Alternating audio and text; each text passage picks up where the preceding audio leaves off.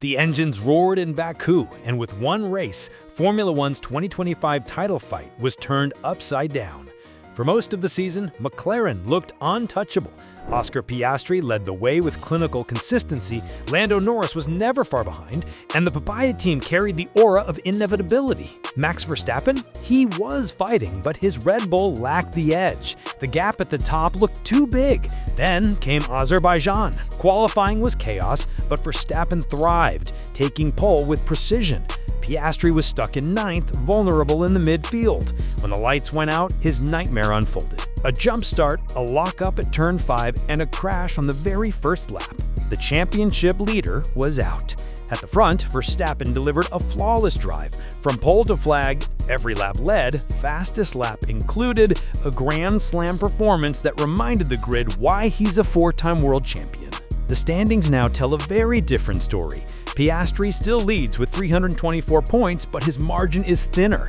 Norris is second on 299, just 25 behind. Verstappen has surged to 255, 69 points off the lead.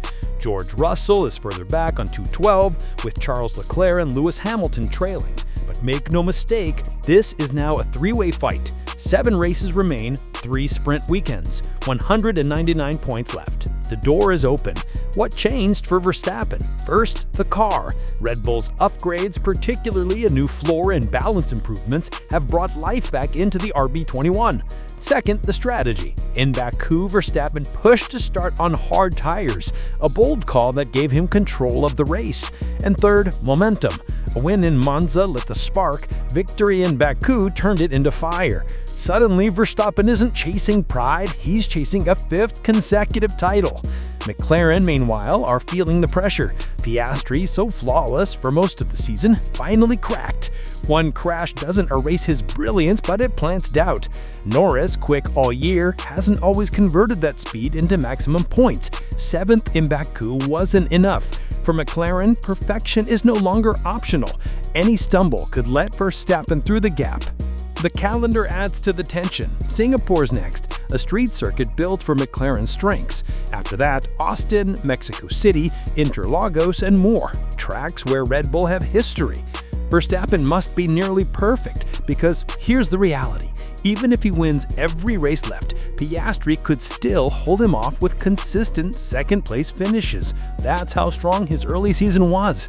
But Formula One isn't decided by calculators, it's decided by pressure, mistakes, the ability to deliver when it matters most. This fight is about more than numbers. It's about legacy. Oscar Piastri is chasing his first world championship, determined to prove his rise his destiny. Lando Norris is desperate to shake the nearly men label. And Verstappen? He's chasing a 5th crown, a chance to cement his place alongside the greatest of all time. Baku didn't just give him 26 points, it gave him momentum, it gave him belief. And belief in Formula One is a weapon. The path forward is filled with drama. A single crash, a single mechanical failure, one bad pit stop. That's all it takes to swing the balance. McLaren's dominance has cracked, and Verstappen is the kind of driver who punishes cracks until they break wide open. So here we stand. Piastri still leads, Norris is close, Verstappen is charging. The season that looked like McLaren's coronation is now a knife-edge battle. The 2025 title fight is alive. And if history tells us anything, when Max Verstappen smells blood, nothing is safe. If you think Verstappen can pull off one of the greatest comebacks in F1 history, hit that like button, subscribe, and drop your predictions below. Will it be Piastri, Norris, or Verstappen standing tall at the end? One thing is certain, the final 7 races will decide not just the champion, but a legacy.